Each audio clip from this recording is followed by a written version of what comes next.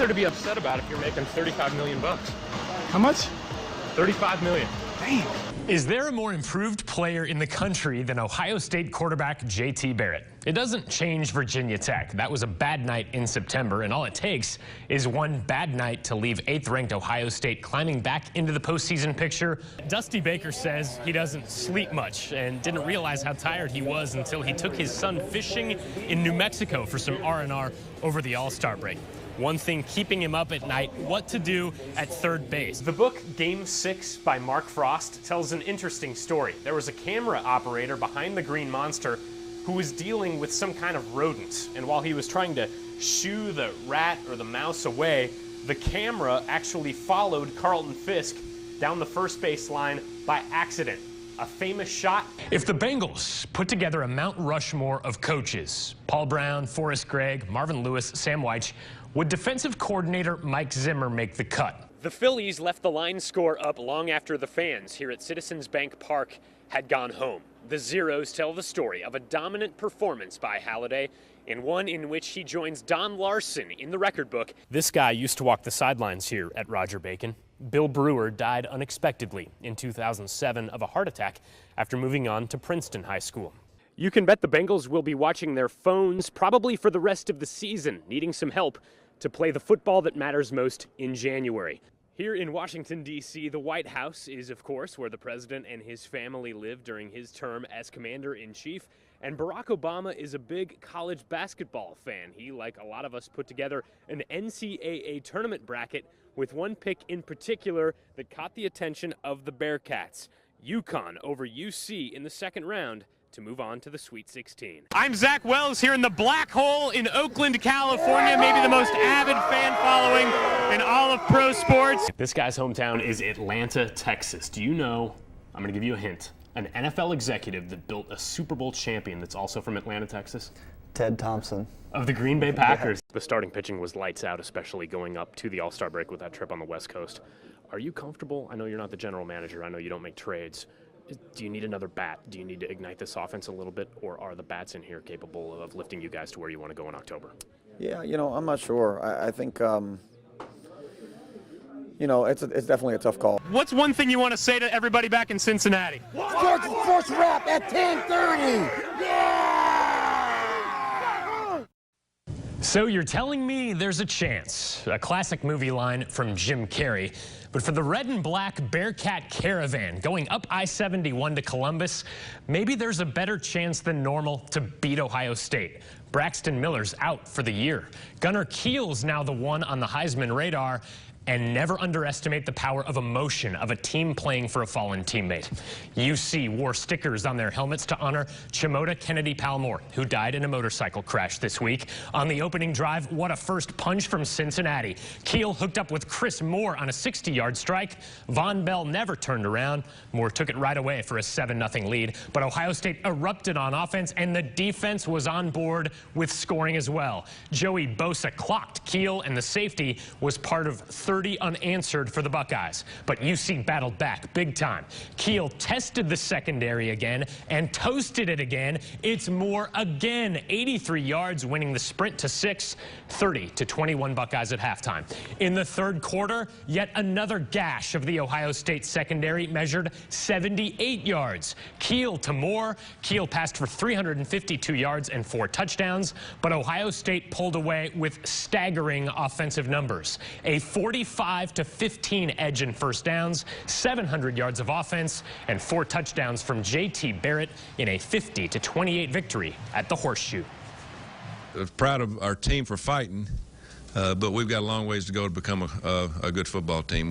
We were pretty average tonight, but we played a good football team. They can make you look average. Effort was good on both sides. For us, it's a tough loss. I mean, as a whole unit, we want to come out and compete and win and be the top dogs in Ohio. And, I mean, some things didn't go well. I mean, we're going to learn from our mistakes and get better as a whole unit. But, I mean, we got to learn, and we got to understand that it's only our third game. It was a lot of pressure around the city and everything to actually win this game, but we just came in here and we was just ready to go. And like I said before, we really got to go back to the film room and see what went wrong.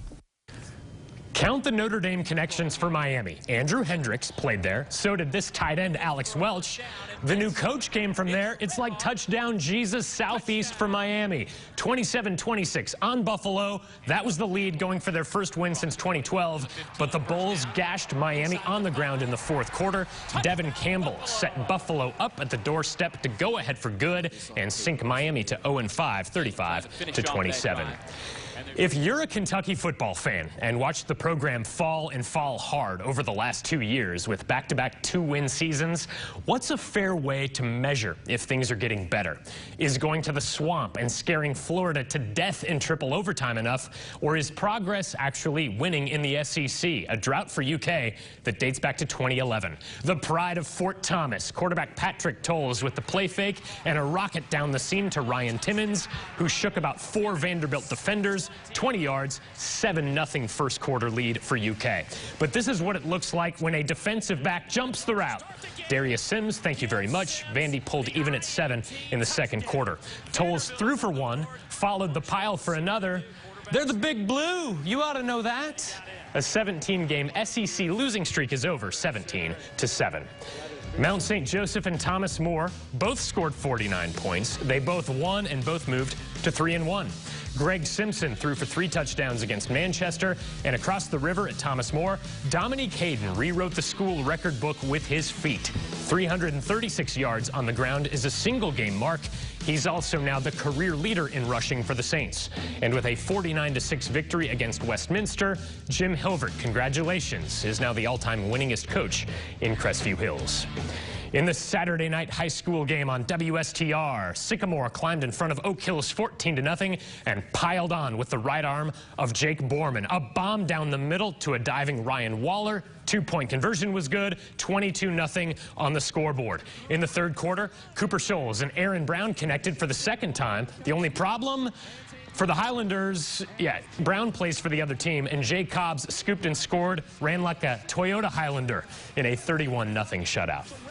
The Reds officially locked up general manager Walt Jocketty with a contract extension for 2 more years. So that clears up one question down the stretch. A couple more. Will Joey Votto play this weekend? He didn't today. Can Johnny Cueto get to 20 wins? We'll find out. Or can the Reds play spoiler in the divisional duel between the Pirates and the Cardinals?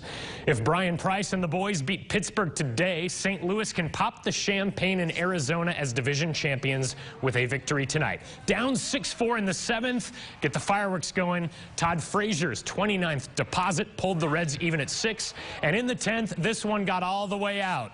Ramon Santiago, his 2nd home run of the year. Of course, it's a walk-off grand slam. Gather at the plate for a 10-6 victory celebration. Before the Reds scatter around the country for the offseason, Cueto will take the ball for the last start of the year and the last chance at 20 wins since Sparky Anderson took over in 1970 as manager. Only Jim Merritt, Tom Browning, and most recently Danny Jackson in 1988 have reached that 20-win milestone. Phil Mickelson sat out day 2 of the Ryder Cup and said, hey, whatever it takes to win, it's all good. In the morning 4-ball session, Mr. Ryder Cup Ian Poulter on 15 holed out. He and Rory McIlroy halved their match, and the U.S. captured 2.5 points in the morning. In the afternoon, Patrick Reed on 16, not so much. That miss would cost the Americans a full point. Europe finishes the day with 10 points, the Americans with 6, and Europe needs to win just 4 of 12 singles matches tomorrow to hang on to the cup. We'll be right back.